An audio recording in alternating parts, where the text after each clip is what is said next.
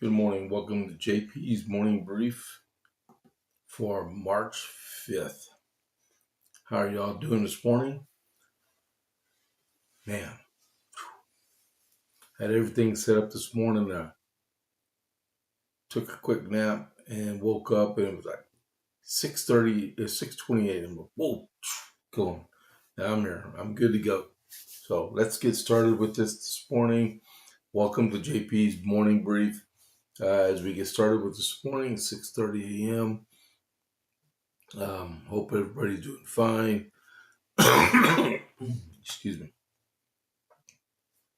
Okay, so don't forget, if you're watching, to click that follow button for me, and then um, click that like button, and then chat with me. The chat's open. I'm watching it. If you ask me something or say something, I can answer it for you. All right, let me refresh this real quick. There we go. I am here. Hold on just a second.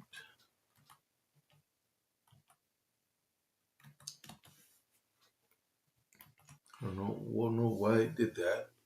Okay, so all right, so here we go. America 250. So on the day on the 5th of March, 1776, on the 6th anniversary, yes, today is the 6th anniversary of the Boston Massacre in 1776. That did not make sense.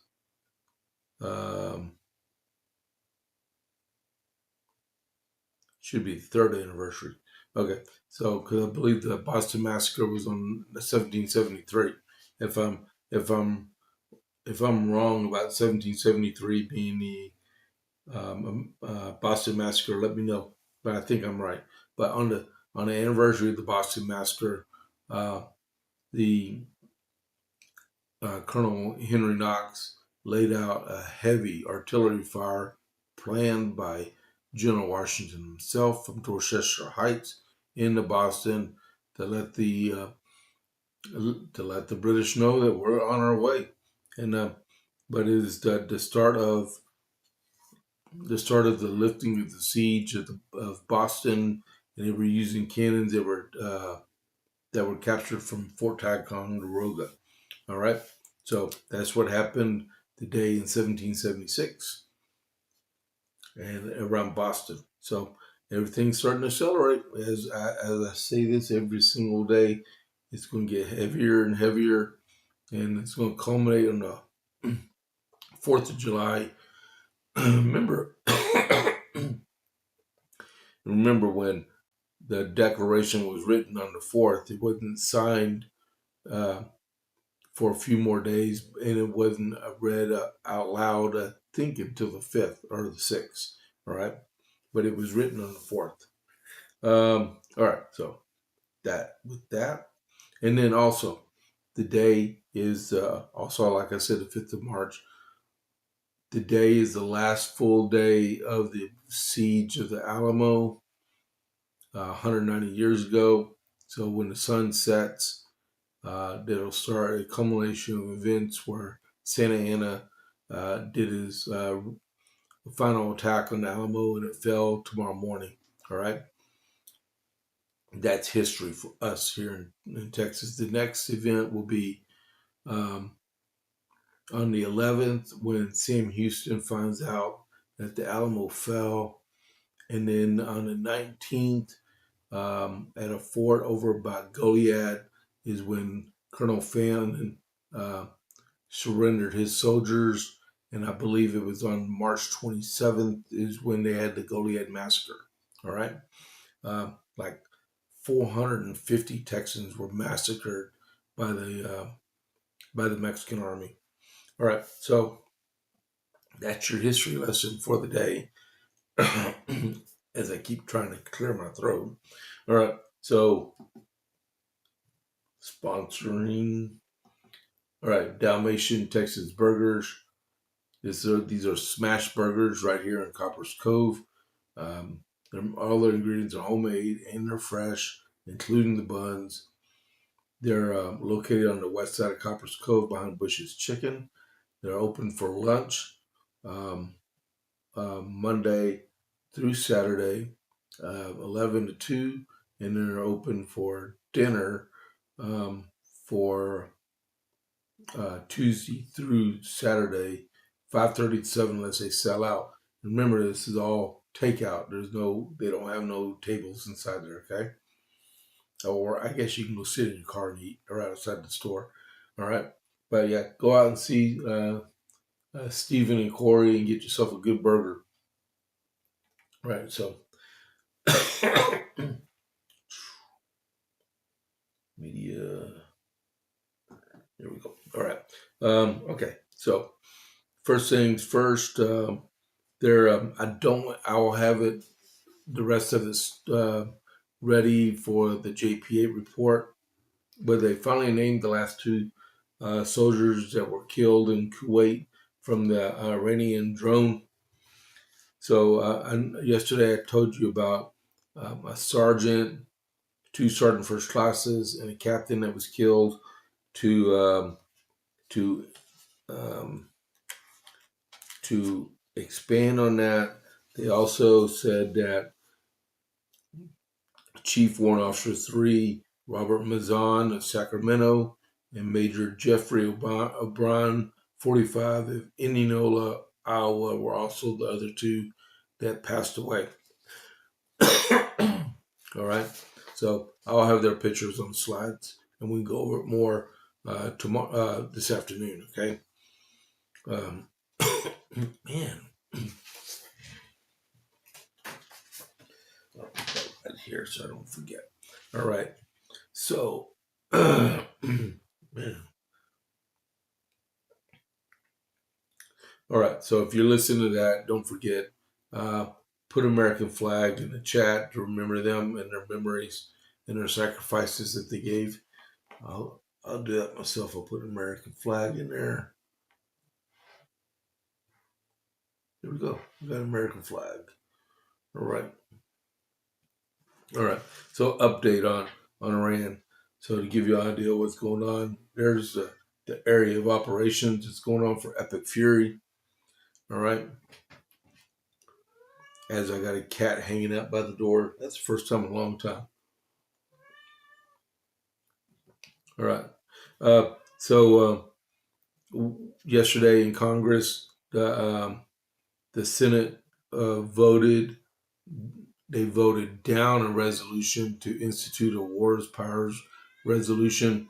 The vote was 53-47. That failed to pass that. And the same thing is going to happen in the House of Representatives today.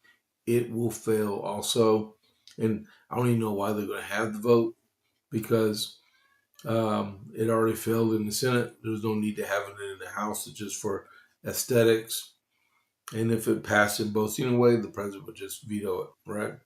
The vote was 53-47. Rand Paul voted with all the Democrats, and John Fetterman, he voted with all the Republicans. So it pushed out. Okay. If you didn't know, what we're calling Epic Fury, the Israelis are calling it Operation Roaring Lion.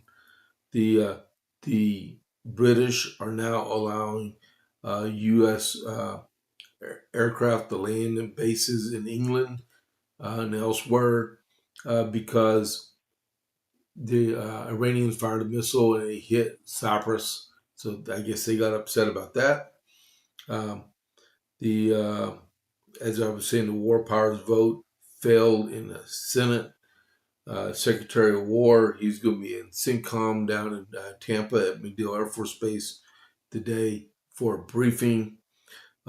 Iraqi Kurds went and invaded northwest Iran yesterday. I don't know what their intentions are for it. It's probably just a raiding party, take back a little bit of Kurdish territory that they have up there. If you did not know about the history of that region, you had Kurdistan.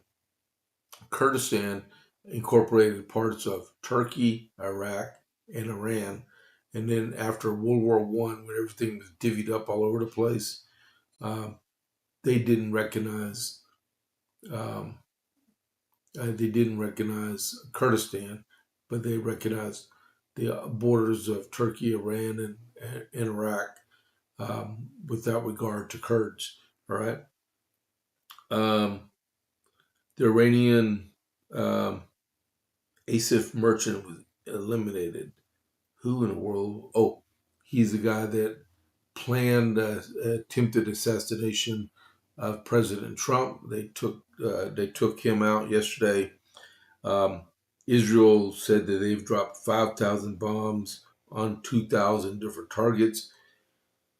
And I was telling you yesterday that for the first time since World War II, a ship was torpedoed by the United States. That happened off of the coast of Sri Lanka, and the Iranians are epileptic about it. And they said, we will pay their price for sinking their ship in international waters, um, 2,000 miles away from Iran. Let them come try. That's the way it is. Whoa, boy. Okay. So the next thing is, let's go.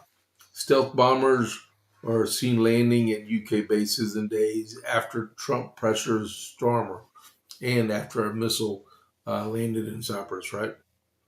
American stealth bombers are expected to land at UK military bases within days to join the U.S. Israeli campaign against Iran, citing unnamed senior Western officials. The Telegraph reported Wednesday that air bases in Diego Garcia, which I wish Great Britain would go ahead and just sell the island to the U.S. uh, Diego Garcia in the Indian Ocean and RA of Rayford and Gloucestershire were being readied for the arrival of B-2 Spirit stealth bombers and $2 billion strategic bomber, also known as the world's most expensive aircraft. The bombers are understood to be landing at UK bases in a matter of days as Washington intensifies operations in the region.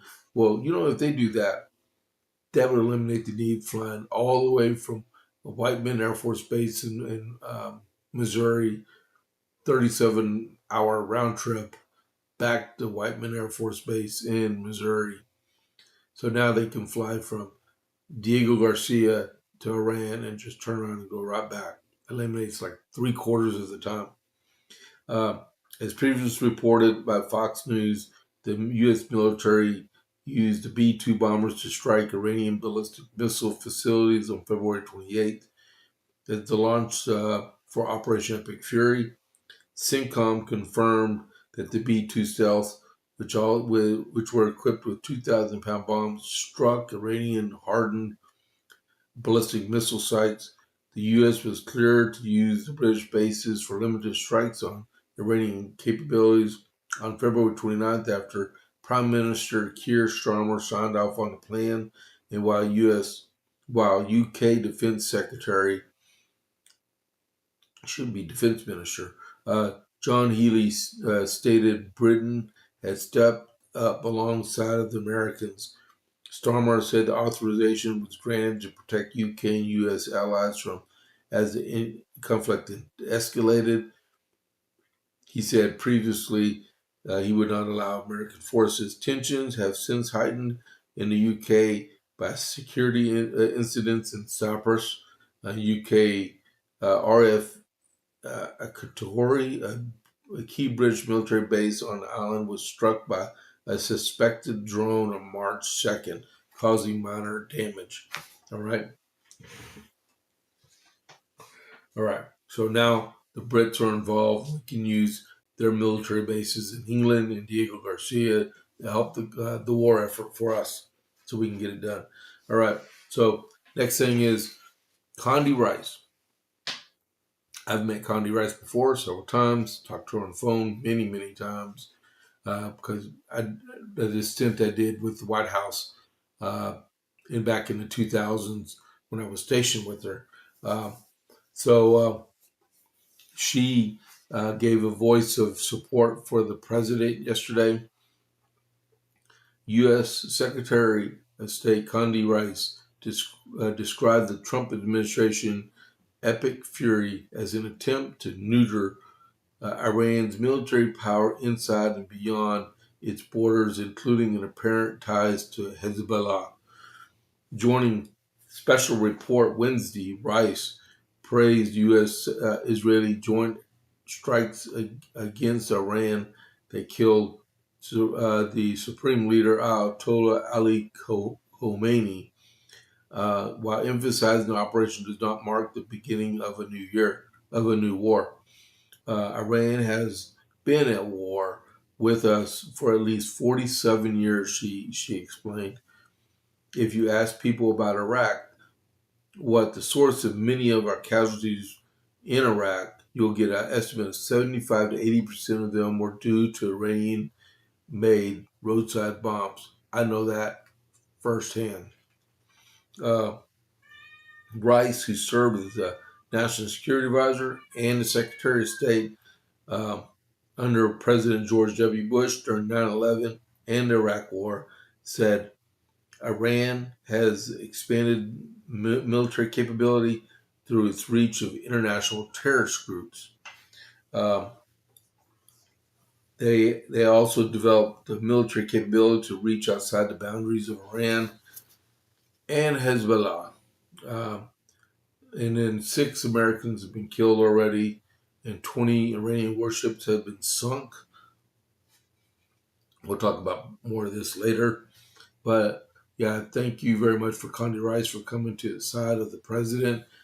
I know she has a lot of loyalty to President Bush, but us Republicans, we all need to stick together on this and support the current president, no matter what. All right. What we're doing on 6:47. Okay, we're doing pretty good on time. And in political news, Senator Steve Daines from Montana yesterday afternoon took himself out of contention for re-election in Montana for the U.S. Senate. That will make his term of office only 12 years. I believe he used to be the governor also, but he decided to seek re-election, and that came just a few minutes before, what's his name? I wrote it down. Kurt Alme. He's the U.S. attorney in Montana. He decided to throw his name in the ring to primary Steve Daines, and that was just before the deadline. And I guess Steve Daines heard about it and took his name out of contention and withdrew from re-election. So he's going to finish out his term in the Senate, and Kurt Alme is probably more than likely going to be elected the next U.S. Senator. I do not know what was going on, why he was going to be primary, but the fact is, usually when you get primary, it means you're not doing your job right? Not just the fact of getting primary, but this was a serious enough challenge to Mr. Daines that he didn't want to risk losing an election bid, so he took himself out. So, but he's going to stick his time out through the remainder of his term of office. He is a Republican, but I guess he's not conservative enough because Alme works for President Trump right now. Well, used to, right? And then the Supreme Court handed the president a 9-0 victory yesterday over immigration. And right now we're all saturated with the stuff that's going on in Iran. But over and over and over and over again, you have federal courts issuing injunctions against the president over immigration status and stuff, right? So yesterday, in a 9-0 ruling in favor of the president, they said that all immigration court cases have to be referred to an immigration judge and taken them out of the hands of the federal court. Jesse Ketanji Brown Jackson, she's one of the liberal justices, authored the Supreme Court's unanimous ruling Wednesday ordering federal appeals courts to defer to immigration judges when reviewing asylum decisions, bolstering the executive branch authority in immigration cases and handling the Trump administration a win as it pushes an aggressive deportation agenda. Jackson, a Biden appointee and one of the three liberal justices on the High Court, wrote that immigration laws require federal courts to use substantial evidence standard when reviewing immigration judges' decisions on whether an asylum seeker could face persecution if deported. That's the reasoning for asylum, right? Jackson emphasized the high court bars that Jackson emphasized the high bar courts. Okay, the high bar courts must meet before overturning an immigration judge's findings, potentially making it more difficult for immigrants to challenge their deportations as the Trump administration cracks down on illegal immigration. The agency's determination, in general, conclusive unless any reasonable adjudicator would be compelled to conclude to the contrary, she wrote. And then, so that's that. Like I said, this is the morning brief, so I'm just going to give you a quick rundown. I'll go more into this later on. But so, I know federal appeals courts and federal judges really have no say-so in asylum-seeking cases, and those asylum-seeking cases for immigrants will go to the immigration judges because they're more experienced in areas of this. So you can't just get like a political opinion; you get an actual law opinion in the immigration legal work of the U.S. Right?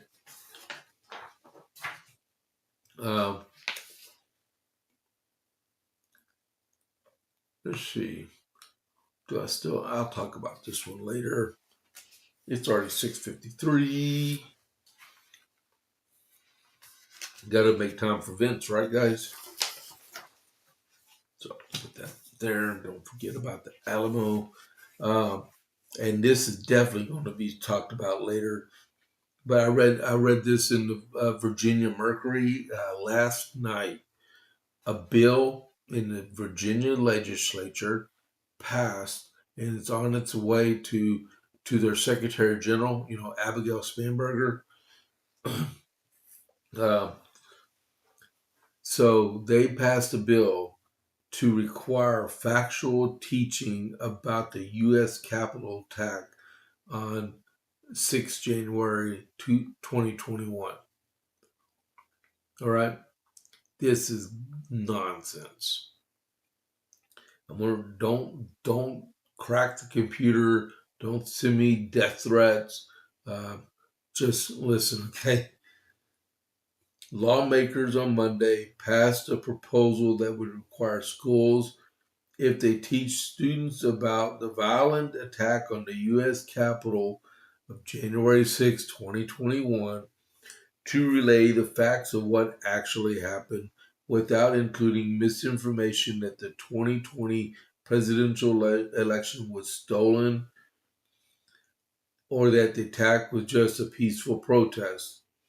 Since both the Senate and the House advanced measures, if the Secretary General Abigail Spanberger approves, it would take effect immediately and would dictate what and how Virginia public schools can instruct pupils regarding the Capitol attack, a major political event in the country's recent history. The attack, waged by supporters of then Republican presidential nominee he was the president, not a nominee. Donald Trump, in response to Congress certifying that Joe Biden won the election, had wide-ranging impacts on law enforcement, public disclosure about democracy, and ongoing institutional, legal, and social repercussions.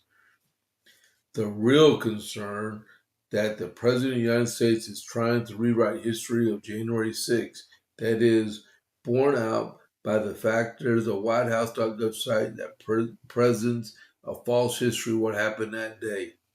That's from Delegate Dan Helmer of Fairfax. He said that to the Mercury during their session. Well, send him all your email because he's flat out lying through his teeth because the president didn't tell no one to violently overthrow the U.S. government and the Congress. He said peacefully and patriotically. I heard it myself on the TV. He said peacefully and patriotically walk down to the Capitol. He didn't say nothing about what had happened that day. And nobody had military arms. Nobody assaulted the building and destroyed everything in sight. One thing happened. A federal police officer stuck a gun through a hole without seeing his assailant and squeezed the trigger and killed an Air Force veteran who was unarmed. That's what happened. All right? Get me on a tangent about misinformation. That is pure BS. What they're passing in the Democratic People's Republic of Virginia, because that's fictional. What they're talking about. Get me on a tangent, man. If you agree with what I'm talking about, please put me an American flag in there. Leave me a comment because that's ridiculous. Virginia, y'all screwed up by putting these communists in charge of your state, and all they're going to do is screw y'all over big time. All right. I didn't get around to the Texas Minute, but we will. There's some. Oh no, wrong one. I must have just got an email. DOJ, this just came out. DOJ to release more than 47,000 withheld Epstein files. I thought all the files were already released. I'm going to have to check that one out. Okay. The Texas Minute, I'll give you a quick rundown. It's already 6:58. One of the propositions on the Texas primary was to outlaw Sharia law. That proposition passed through the Republican primary by 94% of the vote. And Don Huffine said he's planning to doge the Texas government. This is a quote by him. I'm going to make sure that any government that's doing that's using Texas taxpayer money is going to be held accountable. That includes local governments also, not just state agencies or state government. And that if they're stealing it, I'm going to find out and I'm going to put them in jail. Quote unquote, Don Huffines. All right. All right. Is there anything else real quick? 2 incumbents in the Texas House lost, along with Dan Crenshaw. And there's a bunch of runoffs still going on. I got some stuff to talk about when it comes to this afternoon with Texas politics. So I'm going to get ready to, at 6:59, I'm going to go ahead and spin it off and raid Vince, all right? All right. Thanks for tuning in this morning. Man, I'm rough this morning. I apologize for that. All right. So this is James Pierce with the Morning Brief. I'll catch y'all at 12 o'clock on the flip side. And I'm raiding 2 Vince as we speak.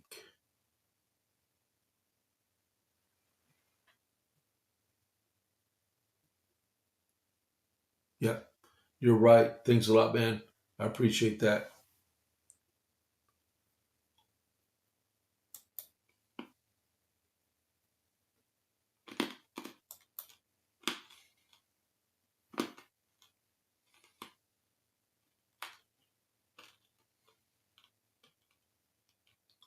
Catch y'all at 12.